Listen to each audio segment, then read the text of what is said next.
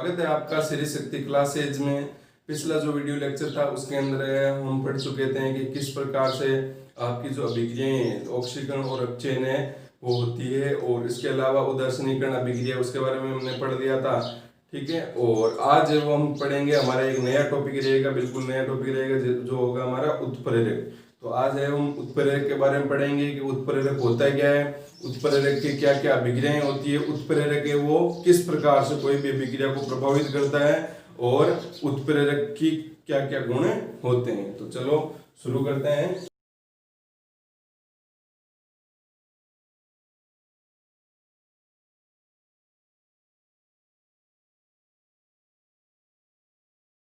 कहलाते हैं। ठीक है, तो ये हो गई आपकी उत्प्रेरक की परिभाषा। क्या होता है उत्प्रेरक? उत्प्रेरक क्या होते हैं? वे पदार्थ होते हैं, कोई एक पदार्थ होता है, वो क्या करते हैं अभिक्रिया के अंदर जैसे हम उसको डालते हैं तो वो अभिक्रिया की गति को या वेग को है वो क्या कर देते हैं, प्रभावित कर देते हैं, या बढ़ा देंगे या क्या कर देंगे, घटा देंगे। ठीक है, और स्वयं क्या रहेंगे, ये परिवर्तित रहेंगे, मतलब इनमें कोई भी परिवर्तन खुद में नहीं होगा। तो यहाँ पर जैसे एक उदाहरण देखते हैं, जैसे कैल्शियम क्लोराइड KClO3, इसका जब हम क्या करवाते हैं, गर्म करते हैं, तो गर्म करते हैं तो KCl और O2 में उसमें टूट जाता है। लेकिन जैसे हम क्या करेंगे KCl, चलो लिख लेते हैं KCl प्लस O2 में टूट गया। ठीक है, अब यहाँ पर ये जो अभिक्रिया हो रही है वो मान लो हो रही है आपकी 15 सेकंड में। कितने सेकंड में हो रही है? 15 सेकंड में। ठीक है, एग्जाम्पल के लिए बता रहा हूँ। तो ये अभिक्रिया हो रही है 15 सेकंड में। जब गर्म कर रहे हैं KClO3 को, कैल्शियम क्लोराइड के पोटेशियम क्लोराइड को हम गर्म कर रहे हैं, तो गर्म करने से ये पोटेशियम क्लोराइड और ऑक्सीजन में टूट रहा है, लेकिन ये 15 सेकंड में हो रही है। लेकिन जैसे हम इसके साथ में क्या मिला देंगे, एक उत्प्रेरक मिला देंगे, और वो उत्प्रेरक हम मिला देते हैं MnO2। ठीक है, तो MnO2 जैसे ही उत्प्रेरक मिलेंगे तो इस अभिक्रिया का जो वेग है वो क्या हो जाएगा, बढ़ जाएगा। कहने का मतलब जो पहले अभिक्रिया 15 सेकंड में हो रही थी अब वो 2 सेकंड में हो गई। तो वेग में परिवर्तन आ गया ना। किसकी वजह से आया वेग में परिवर्तन? उत्प्रेरक की वजह से। ठीक है, उत्प्रेरक ने कोई अभिक्रिया में भाग लिया क्या? यहाँ पर कोई MnO2 बना, यहाँ पर बना कुछ MnO2, कुछ हुआ क्या? यहाँ पर कुछ नहीं बना। इसका मतलब जो उत्प्रेरक रहता है वो स्वयं क्या रहता है, आपका अपरिवर्तित रहता है, मतलब अभिक्रिया में उसका कोई बस मतलब भाग नहीं होता है वहां पर, वो केवल अभिक्रिया के गति को ही क्या करता है, प्रभावित करता है। तो ये हो गया आपका उदाहरण। इसके अलावा एक और उदाहरण, जैसे वनस्पति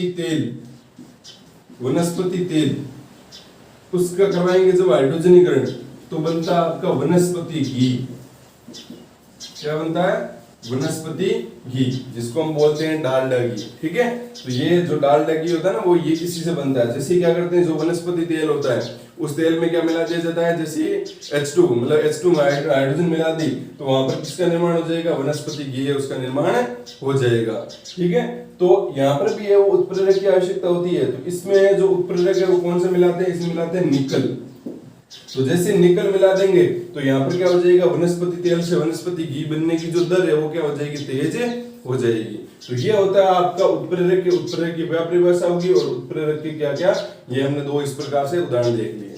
ठीक है, यहाँ पर MnO2 उत्प्रेरक की तरह कार्य कर रहा है, यहाँ पर निकल उत्प्रेरक की तरह कार्य कर रहा है। अब हम पढ़ेंगे कि भाई उत्प्रेरकों के प्रकार, क्रिया और अवस्था के आधार पर के उत्प्रेरक है वो कितने प्रकार के होते हैं, कौन कौन से उत्प्रेरक। हमें ये तो पता है कि कुछ उत्प्रेरक होते हैं जो क्या करते हैं, वेग को बढ़ाते हैं, कुछ उत्प्रेरक क्या करते हैं, वेग को घटाते हैं। तो ये क्रिया के आधार पर, अवस्था के आधार पर उत्प्रेरकों में प्रकार कितने होंगे। तो हमारे यहाँ पर 2 प्रकार से हम उत्प्रेरकों का अध्ययन करेंगे। पहला तो हमारा प्रकार रहेगा कि उत्प्रेरक के आधार पर क्रिया के आधार पर उत्प्रेरकों के प्रकार, और दूसरा रहेगा अवस्था के आधार पर उत्प्रेरकों के प्रकार। अवस्था के आधार पर उत्प्रेरकों के प्रकार, कि अवस्था के आधार पर उत्प्रेरक है वो कितने प्रकार के होते हैं। तो यहां पर देखो, अवस्था के आधार पर उत्प्रेरक 2 प्रकार के होते हैं। एक होता है आपका समांगी उत्प्रेरक और दूसरा होता है आपका विषमांगी उत्प्रेरक। तो इनके बारे में हमें वो अध्ययन करते हैं कि समांगी उत्प्रेरक क्या होगा और विषमांगी उत्प्रेरक क्या होगा। तो सबसे पहली हेडिंग है हमारी समांगी उत्प्रेरक।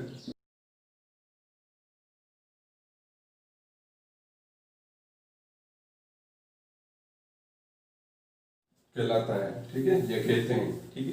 तो क्या हो गया, समांगी उत्प्रेरक क्या हो गया, जब अभिक्रिया में अभिकारक उत्पाद उत्प्रेरक तीनों क्या रहेंगे, आपके समान भौतिक अवस्था में रहेंगे। यहाँ पर भौतिक लिख सकते हो कि समान भौतिक अवस्था में रहेंगे, तो वे जो उत्प्रेरक होंगे, वो जो उत्प्रेरक वहां पर काम में आ रहे हैं, वो उत्प्रेरक क्या कहलाएंगे, समांगी उत्प्रेरक कहलाएंगे, ठीक है। जैसे उदाहरण देखते हैं, यहाँ पर देखो, मेथिल एसीटेट CH3COOCHO3, ये होता है आपका मेथिल एसीटेट। क्या होता है, मेथिल एसीटेट। जैसे हमने पढ़ा है कि CH3COOH, ठीक है, इसको बोलते हैं एसिटिक अम्ल। क्या बोलते हैं, एसिटिक अम्ल। तो यहाँ पर H की जगह अगर क्या जुड़ गया, आपका CH3 जुड़ गया, तो इसको बोलते हैं मेथिल। CH3 को क्या बोलते हैं, मेथिल। तो ये हो गया मेथिल एसीटेट, ठीक है। तो ये हो गया मेथिल एसीटेट। तो मेथिल एसीटेट इस अवस्था में, यहाँ पर लिक्विड अवस्था में, प्लस यहाँ पर अब बात करते हैं, ये अभिक्रिया करेगा जब H2O के साथ में। किसके साथ में अभिक्रिया करेगा, H2O के साथ में। तो यहाँ पर जो उत्प्रेरक आएगा ना, वो आएगा आपका HCl काम में। कौन सा, HCl। और HCl की जो भौतिक अवस्था रहेगी वो एक्वस रहेगी। क्या रहेगी, एक्वस रहेगी। तो जैसे यहाँ पर H2O इसके साथ में अभिक्रिया करेगा, तो यहाँ पर देखो बनेगा क्या, ये जो मैंने अभी बताया कि यहाँ पर H निकल गया था, तो यहाँ पर होगा क्या, जो यहाँ से H2 है, H2 किसके रूप में टूटता है, आपका H प्लस, और OH के रूप में टूटेगा ना यहाँ पर। तो ये जो OH है वो इस CH3 के साथ में चला जाएगा, क्योंकि यहाँ पर मैंने बताया था कि यहाँ पर जैसे हाइड्रोजन था, तो यहाँ से हाइड्रोजन निकला, तो ये किस में बंट गया, देखो। चलो यहाँ पर CH3 की बात कर लेते हैं। जब यहाँ पर CH3 निकलेगा, तो यहाँ पर ये इसके ऊपर माइनस आ जाएगा, और CH3 के ऊपर क्या आ जाएगा, प्लस आ जाएगा, ठीक है। तो यहाँ पर सीधी सी बात है, प्लस वाला किसके साथ में जाएगा, माइनस के साथ में। तो यहाँ पर देखो CH3 के ऊपर प्लस है, तो इसका मतलब OH किसके साथ में जाएगा, CH3 के साथ में। और CO और नेगेटिव जो है इसके ऊपर साथ में कौन चला जाएगा, H प्लस चला जाएगा। तो यहाँ पर बनेगा क्या, बताओ, बनेगा आपका CH3COOH, मतलब क्या बनेगा, एसिडिक अम्ल। और इसकी भी अवस्था रहेगी एक्वस।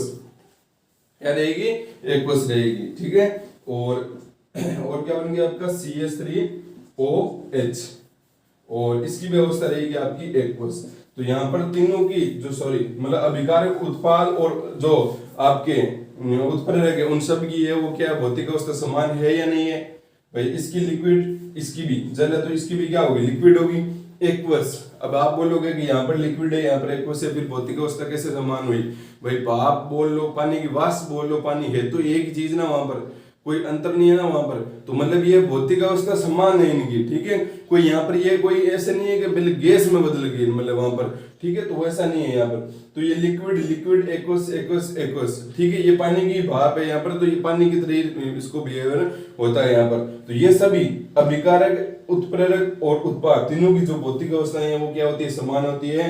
तो वे उत्प्रेरक, यहाँ पर लिख सकते हो कि वे उत्प्रेरक क्या कहलाएंगे, आपके समांगी उत्प्रेरक कहलाएंगे, ठीक है। तो ये जो HCl होगा वो क्या कहलाएगा, आपका समांगी उत्प्रेरक कहलाएगी। और ये जो अभिक्रिया हुई इसको हम क्या बोलेंगे, समांगी उत्प्रेरण कहेंगे। इसका एक और उदाहरण देख लेते हैं। जैसे SO2 है, उसकी अभिक्रिया करवाई जाती है जब O2 के साथ में SO2 भी गैस होता है, O2 भी गैस होता है, तो इसकी अभिक्रिया करवाई जाती है नाइट्रस ऑक्साइड की उपस्थिति में। तो यहाँ पर ये भी गैस होता है, तो यहाँ पर बनता है आपका SO3, ठीक है। और ये भी क्या होता है, गैस होता है। तो यहाँ पर सब में देख लो क्या है, ये सी है यहाँ पर। इसका मतलब ये जो अभिक्रिया है वो किसका उदाहरण है, समांगी उत्प्रेरण का उदाहरण है। और वहां पर जो ये अभिक्रिया में जो उत्प्रेरक काम आ रहा है, nitrous oxide, NO, nitrous oxide, ये किस प्रकार का उत्प्रेरक है, तो आप बोल दो ये है समांगी उत्प्रेरक है, ठीक है। HCl भी यहाँ पर क्या है, समांगी उत्प्रेरक है। ये अभिक्रिया किस प्रकार की, समांगी उत्प्रेरण के प्रकार की है। तो ये हो गया आपका समांगी उत्प्रेरक। अब हम आगे पढ़ते हैं विषमांगी उत्प्रेरक के बारे में।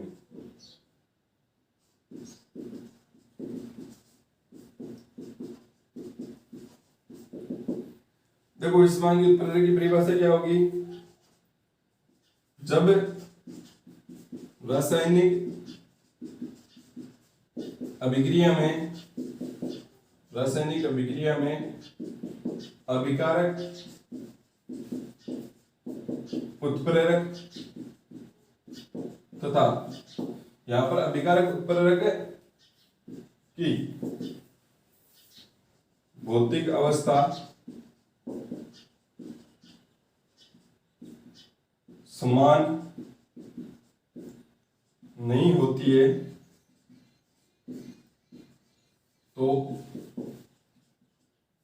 इस प्रकार के उत्प्रेरक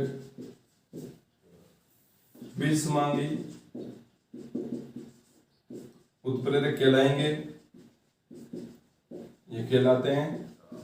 तथा ये क्रिया क्या कहलाएगी, सीधी सी बात है, क्या कहलाएगी, विषमांगी उत्प्रेरण कहलाएगी। तथा ये अभिक्रिया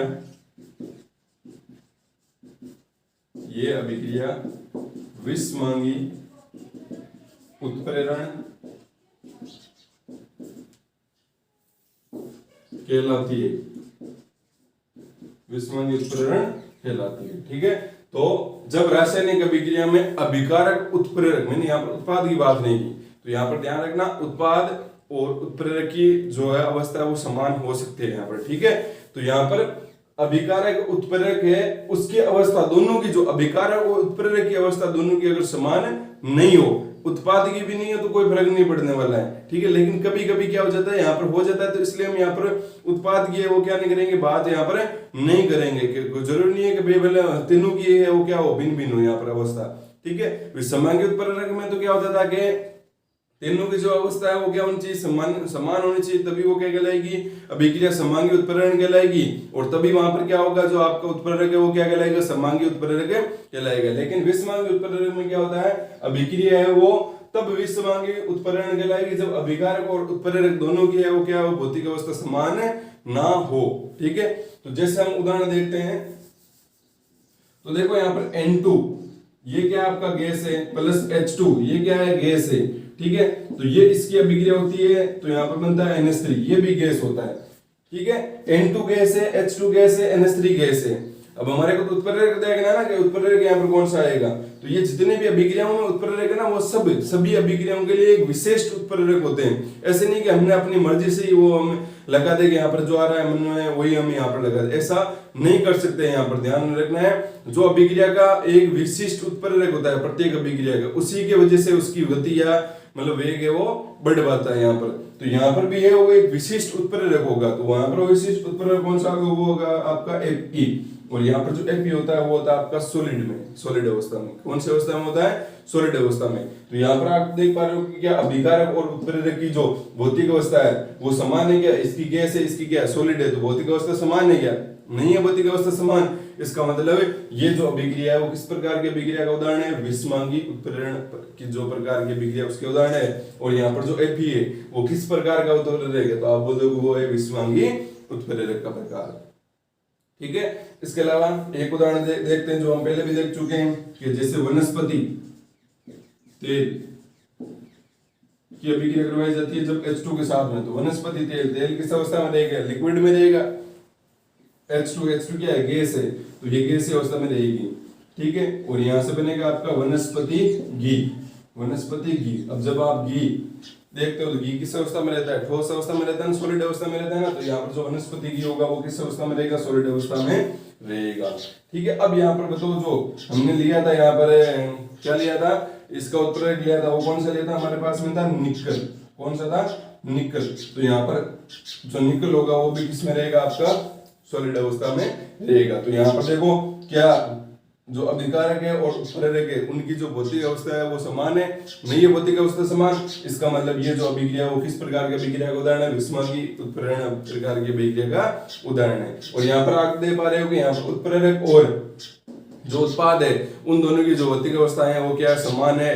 ठीक है, तो इसलिए हमने यहाँ पर वो उत्पाद के बारे में नहीं लिखा। तो ये हो गया आपका अवस्था के आधार पर या भौतिक अवस्था के आधार पर उत्प्रेरक वो दो प्रकार के होते हैं, समांगी उत्प्रेरण और विषमांगी उत्प्रेरण। उन दोनों के बारे में हमने अच्छे से अध्ययन कर लिया। बिल्कुल आसान है। समांगी उत्प्रेरक मतलब जिसमें तीनों ही क्या रहा हो, जो तीनों ही है वो क्या हो, आपकी उनकी भौतिक अवस्था समान हो। अभिकारक, उत्प्रेरक और उत्पाद के बारे में उसके आपको उदाहरण पता होने चाहिए। फिर हमारे पास में विषमांगी, तो उसमें अभिकारक और उत्प्रेरक उन दोनों की जो भौतिक अवस्था वो समान है वो नहीं होती है, तो वो कहलाएगा आपका विषमांगी उत्प्रेरण। और वो जो उत्प्रेरक काम आएगा उसको बोलेंगे विषमांगी उत्प्रेरक। अब हम आगे बढ़ते हैं कि क्रिया के आधार पर उत्प्रेरक कितने प्रकार के होते हैं। तो चलो अगला हमारा टॉपिक रहेगा क्रिया के आधार पर उत्प्रेरकों के प्रकार।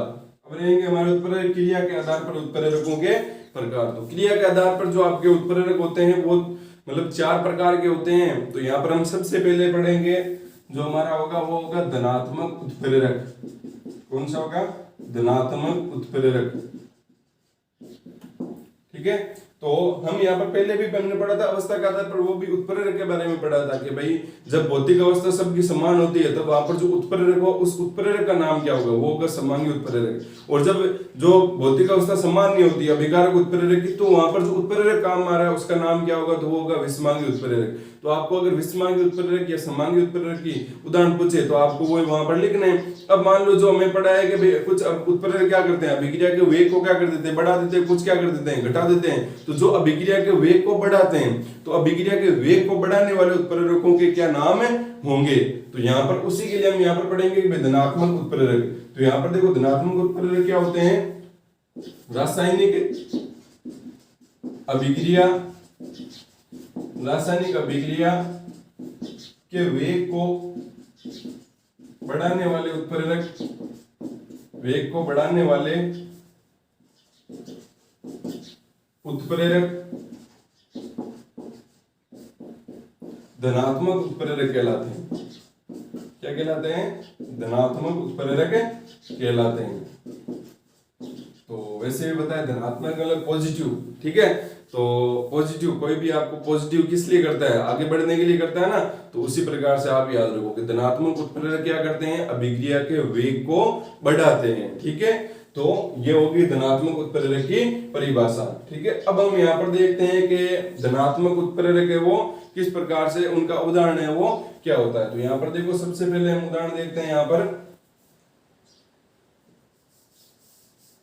जैसे वनस्पति तेल, इसकी अभिक्रिया करवा देते हैं जब H2 के साथ में। तो जब यहाँ पर क्या होता है, हम निकल डाल देते हैं इसके साथ में, निकल उत्प्रेरक, ठीक है। तो यहाँ पर जैसे ही क्या होगा, निकल उत्प्रेरक मिलाएंगे, तो निकल उत्प्रेरक मिलाते ही यहाँ पर क्या हो जाएगा, जो आपका वनस्पति तेल है, वनस्पति तेल की जो घी, वनस्पति तेल से जो घी बनने की जो प्रक्रिया है वो क्या हो जाएगी, बहुत ही तेज हो जाएगी। तो यहाँ पर वनस्पति तेल के साथ में अगर हमने निकल मिला दिया हाइड्रोजनीकरण करवाते हुए वनस्पति तेल का, तो यहाँ पर क्या बन जाएगा, वनस्पति घी बन जाएगा। तो कहने का मतलब ये जो निकल है वो किस प्रकार का आपका मतलब उत्प्रेरक है, वो होता है आपका धनात्मक उत्प्रेरक का उदाहरण है, ठीक है। इसके अलावा और हम देखते हैं उदाहरण, जैसे हमने देखा था कि KClO3, ठीक है, पोटेशियम क्लोराइड, पोटेशियम क्लोराइड की जब उसके साथ मिला देते हैं MnO2 और उसको गर्म करते हैं, तो ये अभिक्रिया जो है वो क्या होता है, तेज गति से होने लग जाती है। कहने का मतलब जो आपका पोटेशियम क्लोराइड है वो जल्दी से पोटेशियम क्लोरीन क्लोराइड और साथ में ऑक्सीजन में क्या हो जाता है, टूट जाता है। तो ये क्या हो गया आपके धनात्मक, मतलब MnO2 किस प्रकार का आपका उदाहरण है, वो है आपका धनात्मक उत्प्रेरक का उदाहरण। निकल है वो किस प्रकार का उदाहरण है, वो आपका है मतलब धनात्मक उत्प्रेरक का उदाहरण। तो ये हो गया आपका धनात्मक उत्प्रेरक, बिल्कुल आसान था यहाँ पर आपको समझने के, जो अभिक्रिया के वेग को बढ़ाएगा वो धनात्मक उत्प्रेरक कहलाएगा, ठीक है। अब हम अगला पढ़ते हैं ऋणात्मक उत्प्रेरक, टॉपिक है ऋणात्मक उत्प्रेरक। ऋणात्मक उत्प्रेरक क्या होते हैं, देखो रासायनिक, उसका उल्टा हो जाएगा, रासायनिक अभिक्रिया के वेग को कम करने वाले उत्प्रेरक, कम करने वाले उत्प्रेरक ऋणात्मक उत्प्रेरक कहलाते हैं, ऋणात्मक उत्प्रेरक कहलाते हैं। तो नाम से पता चल रहा है कि ऋणात्मक उत्प्रेरक मतलब नेगेटिव। तो नेगेटिव जो होते हैं, जो भी लोग होते हैं वो क्या करते हैं, आपको नेगेटिव वो डिमोटिवेट करते हैं ना, कि यहाँ पर आगे नहीं बढ़ना है। तो उसी प्रकार से यहाँ पर ऋणात्मक उत्प्रेरक भी क्या करते हैं, रासायनिक अभिक्रिया के जो वेग है उस वेग को है वो क्या कर देते हैं, वहां पर कम कर देते हैं। तो यहाँ पर हमें जो ऋणात्मक अभिक्रिया उसके कुछ उदाहरण देखते हैं। तो सबसे पहला जो हमारा उदाहरण है वो देखो है कि जो आपका H2O2 होता है, अब ये क्या होता है, H2O2 होता है हाइड्रोजन पेरोक्साइड। क्या होता है, हाइड्रोजन पेरोक्साइड।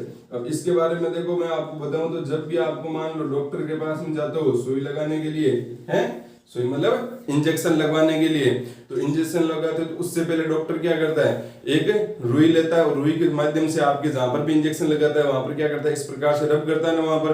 तो आपको क्या लगता है, वो जो रब करता है तो आपको ठंडा ठंडा लगता है ना, तो वो जो ठंडा ठंडा लगता है तो वो स्प्रिट होती है। क्या होती है, स्प्रिट होती है। और स्प्रिट के अंदर क्या होता है, स्प्रिट के अंदर होता है हाइड्रोजन पेरोक्साइड। तो जब स्प्रिट को जो आपकी जो बोतल आएगी उस स्प्रिट की बोतल को आप धूप में रख दोगे ठीक है। तो या कहीं पर भी जहां पर वो मतलब थोड़ा सा प्रकाश हो तो जो H2O2 हाइड्रोजन पेरोक्साइड है उसका जो अपघटन है वो बहुत तेजी से होने लग जाता है। मतलब जल्दी जल्दी से वो जो H2O2 है वो किस में बदलने लगता है, H2O2 है वो अपघटित होकर बदलने लगता है H2O और साथ में किसके रूप में, O2 के रूप में अपघटित होने लगता है। ठीक है।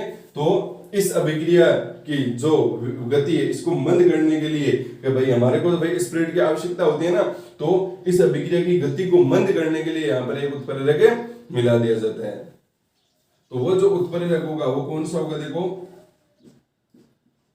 ग्लिसरॉल होगा। कौन सा होगा उत्प्रेरक, वो ग्लिसरॉल उत्प्रेरक होगा। ठीक है। तो ग्लिसरॉल जैसे इसके अंदर मिला दिया जाएगा, ठीक है, तो जो H2O2 है ये अभिक्रिया संतुलित नहीं है, ठीक है, हम कर सकते हैं यहाँ पर। तो H2O2 है वो क्या हो जाएगा, उसके जो अपघटन की दर है वो H2 और O2 में टूटने की जो दर है वो क्या हो जाएगी, कम हो जाएगी। मतलब यहाँ पर ग्लिसरॉल है वो किसका कार्य कर रहा है, ग्लिसरॉल कर रहा है यहाँ पर ऋणात्मक उत्प्रेरक का कार्य कर रहा है। ठीक है। और हम उदाहरण देखते हैं यहाँ पर, जैसे जो आपका क्लोरोफॉर्म होता है CHCl3, ये जितने भी है ना, ये हाइड्रोजन पेरोक्साइड की आप फॉर्मूला पता होना चाहिए। तो यहाँ पर जो क्लोरोफॉर्म है CHCl3, ठीक है, तो ये क्लोरोफॉर्म क्या करता है, वायु की उपस्थिति में जैसे ही आता है, तो वायु की उपस्थिति में आते ही ये किस में टूट जाता है, ये बन जाता है आपका COCl2 और प्लस का यहाँ पर बन जाएगा HCl। ठीक है, COCl2 और HCl, ये होगा ना यहाँ पर, हाँ ये बन गया यहाँ पर। तो ये जो होता है ये होता है आपका क्लोरोफॉर्म। CHCl3 को क्या कहते हैं, क्लोरोफॉर्म, और ये COCl2 होते हैं, इसको बोलते हैं फोक्सजीन या फोक्सीन, फोक्सजीन या फोक्सीन गैस। तो क्लोरोफॉर्म में क्या करता है, स्वयं ही जैसे ही क्या करता है वायु की उपस्थिति में आता है तो क्लोरोफॉर्म वायु के साथ में अभिक्रिया करके क्या बना लेता है, फोक्सजीन गैस बना लेता है। और यहाँ पर ये जो निर्मित फोक्सजीन गैस है वो अत्यंत ही जहरीली गैस होती है, विषैली गैस होती है, तो ये हमारे लिए नुकसानदेह होती है। इसलिए क्लोरोफॉर्म में उसकी भाई यहाँ पर नुकसानदेह, तो कहने का मतलब हमारे को फोक्सजीन गैस है वो नहीं बननी चाहिए। तो फोक्सजीन गैस नहीं बनने के लिए इसके साथ में जो क्लोरोफॉर्म है इसके साथ में क्या मिला दिया जाता है, एक ऋणात्मक उत्प्रेरक को मिला दिया जाता है। और ऋणात्मक उत्प्रेरक का कार्य क्या होता है कि रासायनिक अभिक्रिया वेग को है वो क्या कर देता है, ये ऋणात्मक उत्प्रेरक कम कर देते हैं यहाँ पर। तो इसका मतलब यहाँ पर रासायनिक अभिक्रिया के वेग को कम करने के लिए यहाँ पर है वो हम इसमें जो ये अभिक्रिया के क्लोरोफॉर्म से फोक्सजीन जो गैस है वो ना बने, तो उसके लिए इसमें मैं मिला देता हूँ उत्प्रेरक जो होगा आपका C2H5OH, ये होता है आपका एथेनॉल। क्या होता है, एथेनॉल। तो ये जो आपके जितनी भी मैंने अभिक्रियाएं बताई है, ऋणात्मक उत्प्रेरक में, सममांगी उत्प्रेरक में, विषमांगी उत्प्रेरक में और ऋणात्मक उत्प्रेरक में, यह अभिक्रिया आपको पता होनी चाहिए। और इनके अंदर कौन कौन से उत्प्रेरक होते हैं वो भी आपको याद करने पड़ेंगे। तो यहाँ पर दो अभिक्रियाएं पड़ी, जैसे H2O2 हाइड्रोजन पेरोक्साइड, क्वेश्चन आ गया फटाफट से कि भाई हाइड्रोजन पेरोक्साइड है, जवाब देना है फटाफट से। हाइड्रोजन पेरोक्साइड है, हाइड्रोजन पेरोक्साइड की जो गति है अपघटन की गति को मंद करने के लिए उसमें कौन सा उत्प्रेरक मिलाया जाता है, तो आप लिख दोगे वहां पर ग्लिसरॉल, लिख सकते हैं वहां पर। या क्लोरोफॉर्म है, क्लोरोफॉर्म से वो फोक्सजीन जो अत्यंत विषैली गैस बनती है, तो अत्यंत विषैली गैस ना बने इसके लिए हम उसके अंदर कौन सा उत्प्रेरक डालेंगे, तो आप बोलोगे कौन सा उत्प्रेरक, ऋणात्मक उत्प्रेरक। कौन सा उत्प्रेरक, ऋणात्मक उत्प्रेरक। और उत्प्रेरक में भी कौन सा आपका C2H5OH मतलब एथेनॉल है वो हो गया। ठीक है, तो ये हो गया आपका ऋणात्मक उत्प्रेरक। तो ऋणात्मक उत्प्रेरक हमने पढ़ दिया। अब हम अगला पढ़ते हैं हमारा श्वेत उत्प्रेरक। अगला होगा हमारा श्वेत उत्प्रेरक। तो देखो श्वेत उत्प्रेरक क्या होता है आपका, तो परिभाषा लिखता हूं मैं, जब रासायनिक अभिक्रिया में उत्पाद ही स्वयं उत्प्रेरक की तरह कार्य करता है तो वे श्वेत उत्प्रेरक कहलाता है। CH3COOC2H5 जैसे वहां पर पीछे हमने लिया था जो समांगी उत्प्रेरक था, उसमें यहाँ पर CH3 लिया था, तब वहां पर बन गया था आपका मेथिल एसिटेट। और यहाँ पर C2H5 है, इसको बोलेंगे हम एथिल एसिटेट। क्या बोलेंगे, एथिल एसिटेट। ठीक है, तो एथिल एसिटेट होगा, तो एथिल एसिटेट जैसे किसके साथ में अभिक्रिया करेगा, H2O के साथ में अभिक्रिया करेगा तो H2O के साथ में देखो यहाँ पर जब भी H2O के साथ में होगा तो H2O किसके रूप में जुड़ेगा H प्लस OH के रूप में, C2H5 है उसके साथ में कौन जुड़ जाएगा OH, और इसके साथ में कौन जुड़ जाएगा H, मतलब क्या बनेगा एसिडिक अम्ल बन जाएगा। तो यहाँ पर बनेगा आपका CH3COOH और साथ में क्या बनेगा आपका C2H5OH, ठीक है। तो यहाँ पर जैसे ही क्या हुआ, यहाँ पर एथिल एसीटेट है उसके साथ में हमने जल को मिलाया, तो जल को मिलाते यहाँ पर क्या हुआ, किसका निर्माण हुआ, एसिटिक अम्ल और एथेनॉल का, इसको बोलते हैं एथेनॉल, अभी हमने देखा था। तो एसिटिक अम्ल का निर्माण और एथेनॉल का निर्माण हुआ। तो जैसे यहाँ पर इस एथिल एसीटेट मतलब अभिकारक जैसे उत्पाद बना, एसिटिक अम्ल बना, तो एसिटिक अम्ल वो किसकी तरह कार्य करने लगे, यहाँ पर श्वेत उत्प्रेरक की तरह कार्य करने लग गया। मतलब ये इसने क्या कर दिया, जैसे यहाँ पर एसिटिक अम्ल का निर्माण हुआ तो ये जो अभिक्रिया की जो गति है वो क्या हो गई आपकी तेज हो गई, ठीक है। मतलब ये कि इसमें क्या हो गया, बढ़ गया। तो जो CH3COH है यहाँ पर कोई भी उत्प्रेरक नहीं है, फिर भी यहाँ पर जो अभिक्रिया है, पहले अभिक्रिया की जो गति थी वो कुछ और थी, लेकिन जैसे यहाँ पर एसिटिक अम्ल बना तो एसिटिक अम्ल बनती जो अभिक्रिया की गति है वो क्या हो गई, बढ़ गई। इसका मतलब हमने कोई उत्प्रेरक मिलाया ही नहीं, फिर यहाँ पर अभिक्रिया की जो गति है वो कैसे बढ़ गई। तो उसका कारण है यहाँ पर ये जो उत्पाद है जो एसिटिक अम्ल है वही है यहाँ पर कारण है कि अभिक्रिया के वेग को बढ़ने में। इसलिए हम यहाँ पर CH3COH मतलब एसिटिक अम्ल को क्या कहेंगे, श्वेत उत्प्रेरक कहेंगे। तो ये हो गए आपके 3 उदाहरण क्रिया के आधार पर उत्प्रेरकों के। अब जैव उत्प्रेरक, तो जैव उत्प्रेरक की परिभाषा लिखता हूं, जैव रासायनिक अभिक्रिया के वेग को बढ़ाने वाले उत्प्रेरक जैव उत्प्रेरक कहलाते हैं। जैव रासायनिक अभिक्रिया कौन सी होती है, जो मानव शरीर के अंदर होती है या पेड़ पौधों के अंदर होती है, वो क्या कहलाती है, हमारी जैव रासायनिक अभिक्रिया कहलाती है। सॉरी, जैव उत्प्रेरक कहलाता है, नाम तो है ऐसे लिख दिया हमने, कहलाती है। तो जैव रासायनिक अभिक्रिया कौन सी होती है, जैव रासायनिक अभिक्रिया जो मनुष्य के अंदर या जो भी जीव जंतु वगैरह है उनके अंदर जो भी अभिक्रिया होती है, ठीक है, जैसे भोजन का पाचन या फिर मतलब जल वगैरह उनका वहां पर मिश्रण हो गया, तो वहां पर जो भी अभिक्रिया होती है वो कौन सी होती है, आपकी जैव रासायनिक अभिक्रिया होती है। तो उनका जैव रासायनिक अभिक्रिया उनका वेग बढ़ाने के लिए वो मतलब जो काम में लिए जाते हैं उनको क्या बोलते हैं, एंजाइम से बोलते हैं, ठीक है। तो जैव उत्प्रेरक मतलब जो जैव उत्प्रेरक है उनको हम क्या बोलेंगे, एंजाइम्स बोलेंगे। तो जैव उत्प्रेरक होते हैं उनको हम क्या बोलते हैं, एंजाइम बोलते हैं, ठीक है। क्या बोलेंगे, एंजाइम। मतलब जैव उत्प्रेरक को हम क्या कहेंगे, एंजाइम कहेंगे। हमारी जो भाषा है ना कि भाई जैव उत्प्रेरक, हम उत्प्रेरक जैव उत्प्रेरक काम नहीं लेते हैं, हम क्या लेते हैं भाई, अगर हमारे को हमारे शरीर के अंदर है वो क्या करना है, अगर कोई भी अभिक्रिया हो रही है जैसे भोजन का पचना, तो भोजन का पचना ये एक अभिक्रिया है, ठीक है। तो भोजन जब पचता है, ठीक है, तो ग्लूकोज वगैरह बनता है, तो ये जो अभिक्रिया वो तेज हो जाए इसके लिए हम किसका प्रयोग करते हैं, कौन वहां पर काम में आता है, एंजाइम से वो काम में आते हैं वहां पर। और हम यहाँ पर एंजाइम्स को क्या बोलेंगे, जैव उत्प्रेरक बोलेंगे, और यह बोल सकते हैं कि जैव उत्प्रेरक को हम क्या बोलेंगे, एंजाइम से बोलेंगे। अब जो एंजाइम्स होते हैं वो क्या होते हैं, एंजाइम्स होते हैं वो कार्बन और नाइट्रोजन से मिलकर बने होते हैं। कार्बन और नाइट्रोजन से मिलकर बन जो भी यौगिक बनते हैं वो क्या कहलाते हैं, एंजाइम्स कहलाते हैं। तो ये इंपॉर्टेंट परिभाषा है कि एंजाइम्स क्या होते हैं, एंजाइम्स आपके जैव उत्प्रेरक होते हैं। और एंजाइम्स और क्या होते हैं, मतलब परिभाषा क्या होगी, जटिल नाइट्रोजनी कार्बनिक यौगिक, जटिल नाइट्रोजनी कार्बनिक यौगिक जो होते हैं वो क्या कहलाते हैं, आपके एंजाइम से कहलाते हैं। मतलब जो नाइट्रोजन और कार्बन से मिलकर जो भी यौगिक बनते हैं, नाइट्रोजन और कार्बन, और वो भी जो नाइट्रोजन और कार्बन से यौगिक मिले वो कैसे होते हैं, जटिल होते हैं, उनकी संरचना बहुत जटिल होती है, उनको बोलेंगे हम एंजाइम्स, ठीक है। तो एंजाइम्स क्या करते हैं, जैव रासायनिक अभिक्रिया के वेग को बढ़ाते हैं, वो कहलाएंगे आपके एंजाइम्स कहलाएंगे। और एंजाइम्स की और क्या होगा, एंजाइम्स किससे मिलकर बने होते हैं, तो आप बोलोगे जटिल नाइट्रोजनी कार्बनिक जो यौगिक होते हैं वो ये आपके जैव एंजाइम से या एंजाइम से होते हैं। तो जैसे कौन से उदाहरण, जैसे यूरिया की बात करते हैं, तो यूरिया का फॉर्मूला क्या होता है, ये इंपॉर्टेंट है, याद रखना है, NH2CO NH2, मतलब CO लिखो और उसके दोनों साइड में क्या लगा दो, NH2 लगा दो। तो ये किसका हो जाएगा आपका फॉर्मूला, यूरिया का।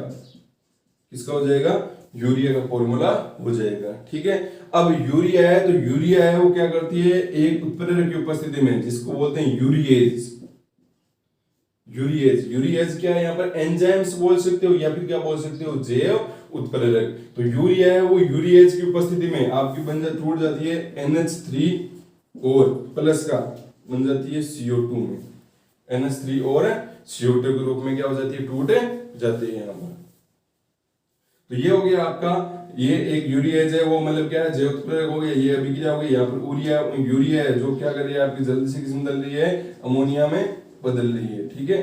तो जो यूरिया देखो यहाँ पर कार्बन नाइट्रोजन से मिलकर नाइट्रोजन अपशिष्ट, तो इनको एंजाइम से मतलब कहेंगे यहाँ पर। तो यूरिएज भी है, ये भी जो यूरिएज भी वो भी कार्बन और नाइट्रोजन से मिलकर बनते हैं, तो इनको भी हम एंजाइम से कहेंगे। ये भी एंजाइम से, लेकिन ये अभी अभिकारक की तरह वो कार्य कर रहा है। अब देखो यहाँ पर इसका एक और उदाहरण देख लेते हैं, जैसे माल्टोज है वो माल्टेज उत्प्रेरक होता है, उपस्थिति में ग्लूकोज में बदल जाता है। किस में बदल जाता है, ग्लूकोज में, ठीक है। तो ये भी है वो, जैसे ग्लूकोज, फ्रक्टोज, ये हमारे शरीर के अंदर भोजन होते हैं, भोजन के बहुत सारे जटिल आणविक यौगिक होते हैं जो क्या करते हैं, हमें ऊर्जा प्रदान करते हैं। तो उनके अलग अलग नाम है। तो जो माल्टोज होता है वो भी ऊर्जा प्रदान करता है। तो माल्टोज को ग्लूकोज में बदलने के लिए, हमारा सबसे महत्वपूर्ण ग्लूकोज ही होता है हमारे शरीर के अंदर, तो माल्टेज को ग्लूकोज में बदलने के लिए भी किसका प्रयोग किया जाता है, माल्टेज का प्रयोग किया जाता है। और यहाँ पर यूरिया से अमोनिया का निर्माण होता है, तो वहां पर कौन सा उत्प्रेरक आता है, यूरिएज आता है। तो यहाँ पर आपको कुछ एंजाइम्स के उदाहरण बताओ, तो यूरिएज और माल्टेज हो गया, या फिर जैव उत्प्रेरक के उदाहरण बताओ, तो यूरिएज और माल्टेज हो गया, ठीक है। तो ये हो गया आपके जैव उत्प्रेरक। तो आज जो हमने उत्प्रेरक के बारे में पढ़ लिया कि उत्प्रेरक क्या होता है, और उसके बाद में हमने पढ़ लिया कि भाई उत्प्रेरक है वो कितने प्रकार के होते हैं, अवस्था के आधार पर, क्रिया के आधार पर। अवस्था के आधार पर 2 प्रकार के होंगे, और क्रिया के आधार पर आपके कितने प्रकार के होंगे, 4 प्रकार के होगी। अगला जो वीडियो लेक्चर आएगा उसमें हम पढ़ेंगे उत्प्रेरक के क्या क्या गुण होते हैं, और उत्प्रेरक की क्रियाशीलता को, उत्प्रेरक खुद की क्रियाशीलता को कैसे बढ़ाता है। जैसे उत्प्रेरक अभिक्रिया की वेग को बढ़ाता है या अभिक्रियाशीलता को बढ़ाता है, वैसे ही उत्प्रेरक की जो खुद की क्रियाशीलता उत्प्रेरक की, उसको हम कैसे बढ़ा सकते हैं।